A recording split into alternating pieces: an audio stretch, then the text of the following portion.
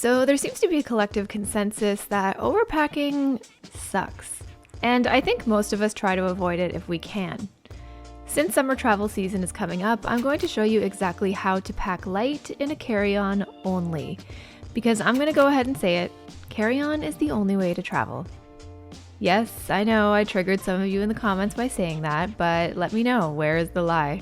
In my experience, packing with gigantic luggage every time gets clunky, heavy, it's expensive, and there's nothing quite like that level of anxiety when you're waiting to pick up your bag, but you're secretly wondering if you're going to be stuck with one pair of undies for your whole trip because the airline lost it. I don't know about you, but that's not how I want my vacation to start, which is why I stick to traveling carry-on only exclusively. And you don't even end up wearing half of what you packed anyway, so why bother paying to carry it around for nothing? Let me know in the comments. Each time I need to pack, I feel like I can refine the process even more, so that's what we're going to do in today's video. So let's get into how to finally stop overpacking and how you can successfully take your next trip using a carry-on bag only.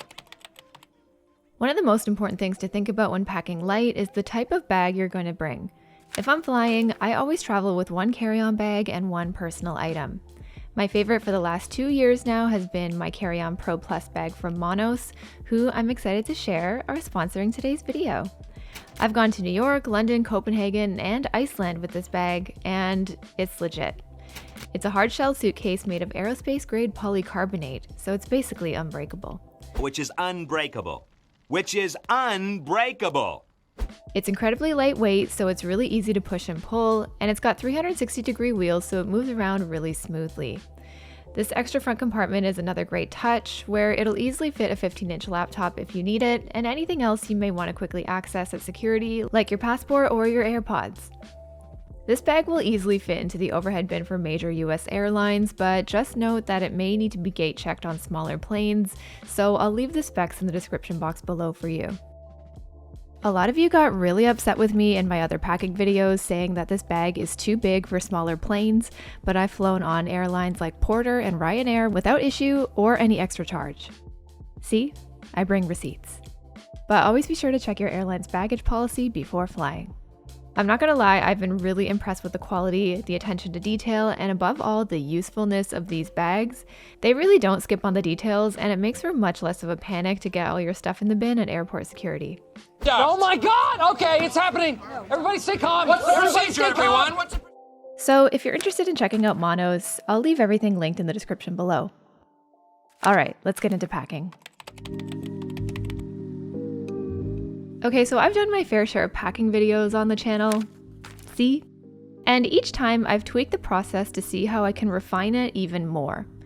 Last time I tried something called the 5-4-3-2-1 packing method on my 2-week trip to London and Copenhagen, which was in the middle of winter, by the way. And that was pretty handy, but I still felt like I ended up overpacking. If you want to see that method in more detail, you can watch my video right here. So this time I'm going to take that 5-4-3-2-1 framework, but just tweak it slightly. So I'm going to pack 4 tops, 3 bottoms, 3 pairs of shoes, 2 layering pieces, 1 set of pajamas, a bathing suit, a set of workout gear, and any other accessory I feel like I need. And feel free to adjust this as you like. Swap out a bottom for a skirt or a dress, or swap a shoe for an extra top. Tweak this to your needs, your destination, and your perspiration level. But I think this is just enough to maximize your outfits for where you're going for 2 weeks or more without feeling bored with your clothes or having them get too stinky.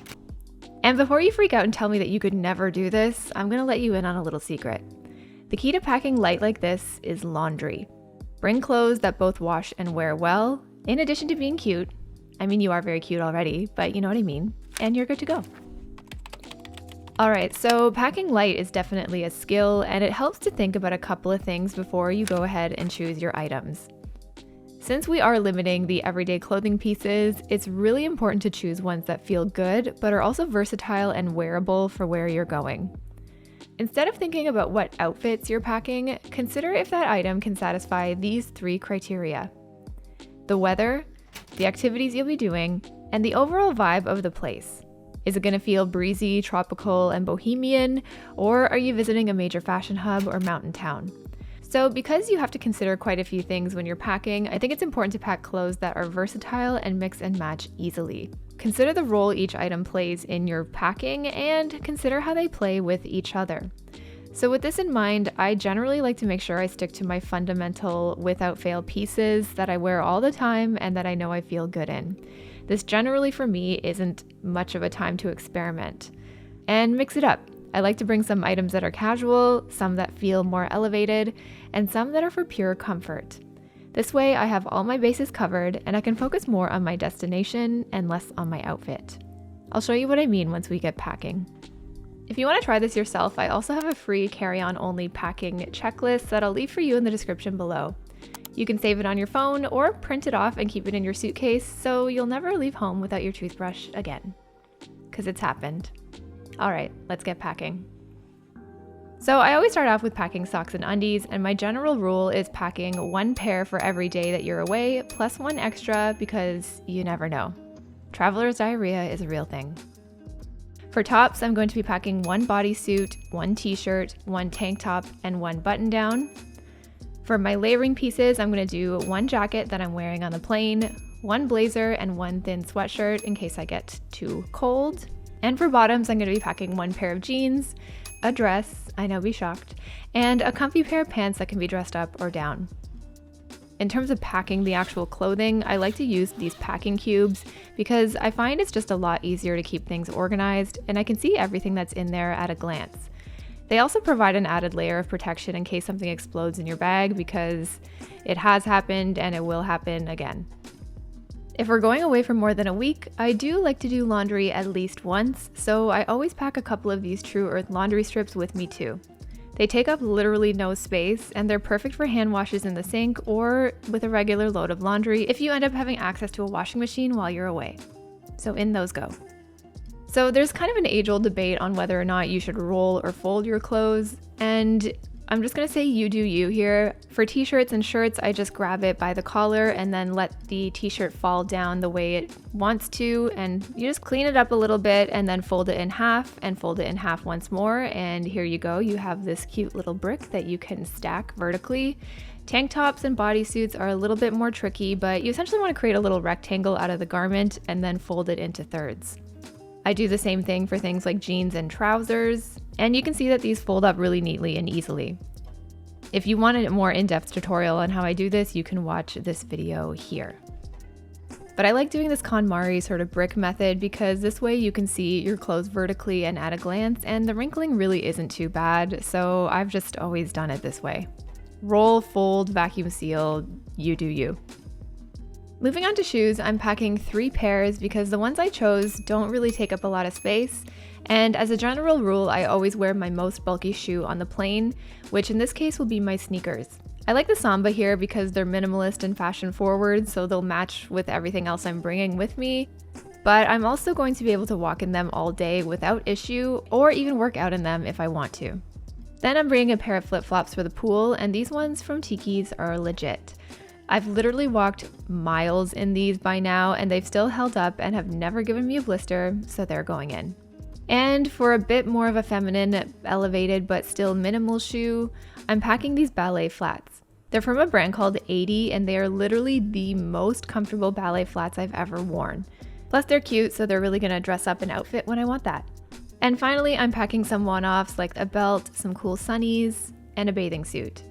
That's a new thing that I like to make sure I pack every time because depending on the hotel you stay at or wherever you're going, there may be things like a hot tub, sauna, spa, that kind of thing that you might want to do. So it's a good thing to bring just in case. That doesn't take up a lot of space. I'm also going to bring my PJs, a workout set, and this crossbody bag from Lululemon is something that I bought from my last trip, and I found it to be really handy for carrying any essentials during the day hands-free. So with that side of the bag packed, I'm going to move on to the other side of the luggage, which is where I usually store my more clunky items like my makeup bag, hair straightener, camera tripod, because I'm always filming when I'm away, shoes, and any other things like voltage converters and a really small umbrella. Listen, always travel with an umbrella. You will not regret it, especially if you're going to Vancouver, which I forgot my umbrella for. So there you go. Now moving on to liquids and toiletries. A lot of your creams and liquids will need to fit into those 1 liter TSA approved bags, so I think it's best to focus on the essentials only here. If you're staying in a hotel or Airbnb, I think it's important to check to see if they supply things like shampoo, conditioner, and body wash, so that way you don't need to pack it. For anything else, I like to decant my skincare into these little reusable bottles that I got off Amazon, and I really only bring what I need: cleanser, moisturizer, and sunscreen. Try a minimalist skincare routine while you travel. You don't need all that stuff. For makeup, I generally prefer cream products, but some airport security is really picky, and I learned the hard way, so pack with caution. This is why I prefer to pack a face palette that basically has everything you need. This one from Hourglass is ancient, but it gets the job done with blush, bronzer, highlighter, and face powder, and I'm pretty much good to go. Then I pack my toothbrush, floss, some Q-tips, band-aids, pimple patches because my skin hates flying, and we're good. And any liquids I'll carry with me in my backpack until we get through security, so it just feels like less of a rush. And then when I get a second, I end up putting it back into my luggage when I get to the gate. For my one personal item, I always bring a backpack because I don't like feeling lopsided, even though shoulder bags are cuter. So in my backpack, I'm bringing things like my vlog camera and all my tech. For that, I have this really handy electronics case that I got off Amazon that holds everything I need, like my phone charger, extra cables, SSD drives, my AirPods, SD cards. It keeps it really nice and organized and all in one place. And bonus is that it's waterproof. I'm gonna bring an empty water bottle because planes are insanely dehydrating, some Athletic Greens travel packs because vitamins, my passport, my wallet, and that's pretty much it. So that's exactly how I pack for travel in a carry-on bag only, no matter where I'm going and no matter for how long. All that ever really changes is the amount of socks and undies that I bring. If you watched the whole video and got some value from it, leave me a plane emoji in the comments and let me know where you're traveling next. Thanks again to Monos for sponsoring this video, and if you're looking to get some new bits for your travels, the link is below to check them out. As always, if you like this video, please give it a thumbs up for the YouTube algorithm gods, and if you haven't already, please subscribe. And if you want more bonus content, I also have a Patreon. Thanks for watching, and safe travels. Bye.